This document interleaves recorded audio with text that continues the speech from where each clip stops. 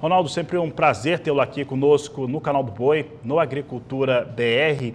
E olha, dá para dizer que no mercado futuro brasileiro já tem algum tempo que o milho vem meio que capengando um pouco, mas a última semana ela foi muito marcada dia a dia por recuos que acumularam ali alguma queda um pouco mais expressiva para o mercado. E tudo isso ocorre no momento em que nós temos o milho norte-americano realmente esparramando pelo mundo. Como é que você avalia esse momento do mercado do cereal? Boa tarde, seja bem-vindo. Boa tarde, Fabiano. Obrigado por receber a gente. Prazer é sempre meu. A gente está num momento de grande escuridão. A gente brinca nesse sentido porque é normal até este período no final de novembro, comprador e produtor ficam ali tentando decidir sobre o que fazer, se vão comercializar, se vão segurar. Mas a gente tem um movimento agora bem diferente para o mercado do milho brasileiro, porque a gente tem queda nas bolsas. Chicago até teve uma semana de estabilidade, mas mesmo assim continua numa tendência de queda, sobretudo também por causa do trigo. A União Europeia é a segunda maior produtora de trigo do mundo e a França está plantando numa velocidade realmente surpreendente. Então o trigo também está nessa inversão de queda, vai puxando o milho ali em Chicago, como você colocou bem, os Estados Unidos acabou de colher uma grande safra, mas o Brasil está sofrendo queda nas bolsas já faz uma semana que praticamente está caindo todo dia, mas o mercado físico, Fabiano, esse está bastante descolado. A gente tem praças que caíram no início da semana passada e fecharam a semana em queda, e nós temos outras praças que caíram no início da semana e fecharam a semana em alta. Então a gente está realmente naquele período que os compradores estão tendo que olhar para onde a logística é mais interessante. E é um fator exclusivo que vai sustentando o preço nessas regiões que voltaram a subir. O fator é o fator psicológico. É onde o produtor não tem a necessidade de caixa, não tem a necessidade de espaço, porque o que está acontecendo agora é um grande grupo de produtores que vem para o mercado trazendo as suas ofertas para liberar espaço, para levantar caixa, porque já está no preparamento para a colheita da soja. Ela não vai acontecer agora, mas a gente está na reta final do plantio já finalizado em vários estados, vai ficar mais ali o norte, o nordeste, para poder finalizar o plantio, o centro-sul praticamente finalizado, e aí esses produtores vêm para o mercado para tirar o milho, para se preparar para a colheita ali em janeiro e fevereiro. O que acontece é que alguns estados, como por exemplo, várias regiões de Goiás, acabam adotando esse perfil, estão deixando ali para trazer as suas ofertas, os seus volumes no último momento. E isso vai sustentando os preços. Então a gente tem um mercado de milho completamente descolado dos indicadores. A gente tem B3 em queda e o milho físico não está caindo em grande parte das regiões. Aí você tem o mercado paulista perdendo força, algumas regiões do Mato Grosso perdendo força, ao contrário, você tem Goiás ganhando força. Então, realmente, o momento de descolamento é natural para esse período. E nós acreditamos aqui, para te devolver, Fabiano, que o milho ele pode tentar essa sustentação em algumas regiões por algumas semanas ainda.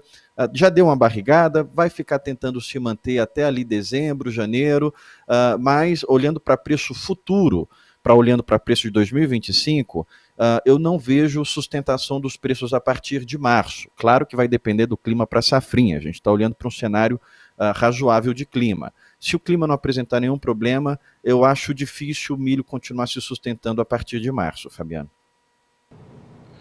Ronaldo, e aí pensando nesse cenário, né, que você acabou de traçar, produtor que ainda tem milho para comercializar da segunda safra brasileira, qual seria a melhor estratégia? Porque os nossos embarques também de milho são menores, né? Nós temos uma exportação menor na safra 23, 24, de uma maneira generalizada, e a gente vai chegando num período do ano em que nós também temos uma redução do ritmo da indústria nacional.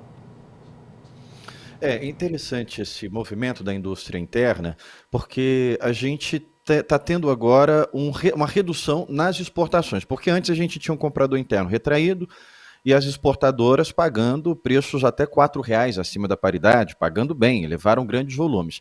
Agora, a gente está vendo esse movimento começar a inverter. As trades já estão praticamente reduzindo as suas compras. Hoje mesmo o mercado abriu com poucas trades colocando preço para Porto.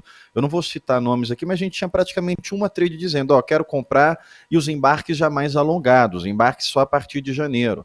Então, as exportações de dezembro, elas vão ser muito importantes para definir qual que é a tendência para a abertura de 2025 dos preços. Novembro, a gente deve fechar ainda exportando próximo a 5 milhões de toneladas.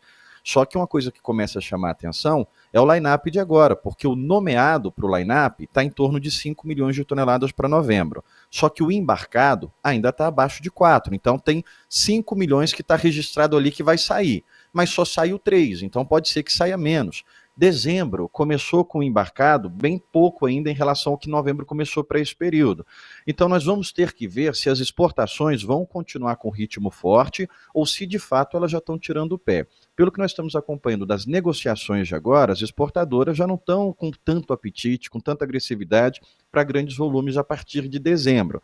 E os preços estão sendo mantidos ali em torno de 73, 72, mas os embarques já mais alongados, pagamentos já mais alongados, então é praticamente uma queda, né? Porque se você mantém o preço, mas você estende o prazo de pagamento de embarque, você praticamente já está colocando um valor mais baixo. Agora, o mercado interno, esse sim é que está na grande dúvida, se ele faz as compras a partir de agora, ou se ele espera passar pelo menos a virada. Olhando para preço futuro, Fabiano, o que nós temos orientado o comprador seria fechar o preço físico, ir lá para o produtor e travar o contrato futuro, olhando para 2025. Não estou falando de spot agora, estou falando de milho futuro.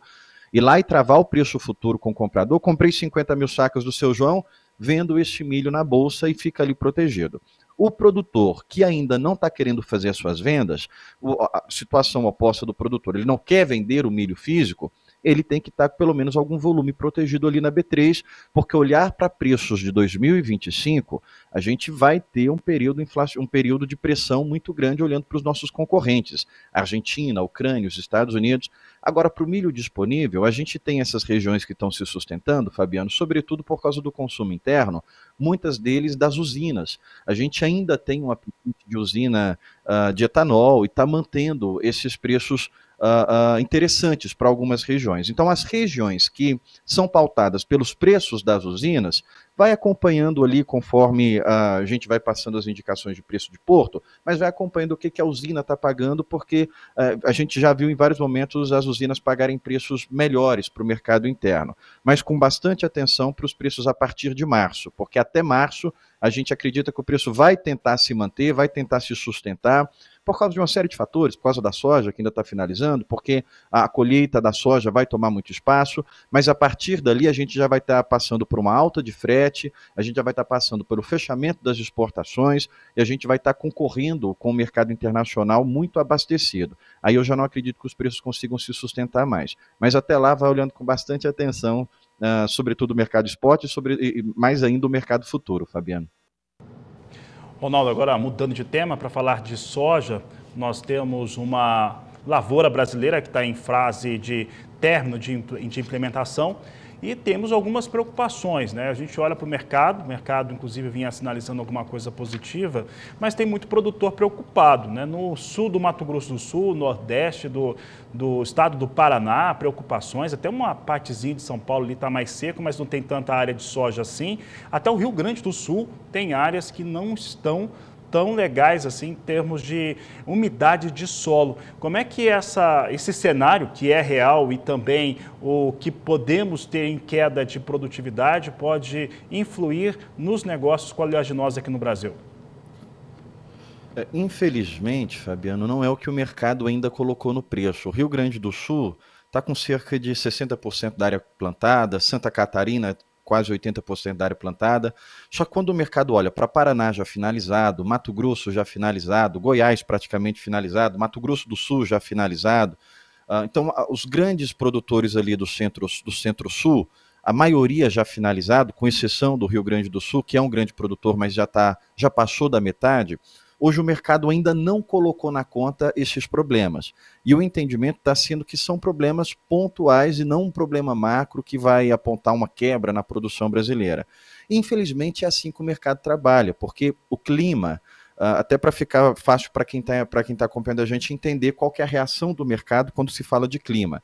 A gente passou por 3 anos muito problemáticos de laninha, não só no Brasil, mas na Argentina, e toda vez que se falava de clima, a gente viu que o mercado exagerava as reações. e os prejuízos eram enormes, porque quando você fala que quebra e sobe o preço ali, porque está precificando uma quebra, na hora que for colher, o mercado vê que não quebrou tanto, ele cai demais, cai mais do que deveria. Então o mercado aprendeu o seguinte: não vou tentar antecipar mais nada a respeito de clima, a não ser pelo menos uma semana. Vai ficar olhando mapas de uma semana, de uma semana. Então hoje, de fato, a gente tem alguns problemas severos na região, sobretudo ali Rio Grande do Sul, mas o mercado não tomou esses problemas como generalização, porque a gente teve um plantio que começou bastante atrasado, mas que conseguiu recuperar força, acelerou bem esse ritmo de plantio, e a gente tem vários estados que terminaram o plantio praticamente todos juntos. E o que o mercado espera para essa colheita é que vai entrar muita soja de uma vez só. Por um lado, isso deveria criar uma pressão de baixa para a soja, deveria, só que do outro lado a gente tem um mercado extremamente desabastecido. O nosso mercado interno não tem soja. Então essas primeiras sojas que vão entrar, elas vão ser disputadas a tapas pelo mercado interno. O mercado interno vai pagar prêmio bem melhor do que a exportação. A gente já para de olhar prêmio porto e a gente já começa a olhar prêmios regionais. Mas isso também vai causar uma forte alta no frete, isso pode causar um pouco de impacto também nos preços do milho. Ao mesmo tempo que a gente vai ter essa soja entrando ali, janeiro, fevereiro, um grande volume entrando de uma vez só, a gente também vai ter cerca de 14 milhões de toneladas de milho verão, que vai estar entrando também ao mesmo tempo no sul. Então a gente teve um ritmo de plantio bastante lento no início, mas que conseguiu se recuperar e até avançar, ficar mais rápido até do que alguns anos passados. E o milho também vai entrar junto com, vai entrar muito volume de milho junto com a soja. Então o ponto é esse que o mercado tem olhado, Fabiano, ainda não tem considerado problemas de quebra que dá para apontar, que dá para quantificar alguma coisa. Talvez a gente tendo quebra esse ano vai ser diferente dos anos passados, porque a gente sempre fala de quebra muito antecipado. Esse ano talvez o mercado vai deixar para ter uma reação para frente, só no início da colheita, provavelmente.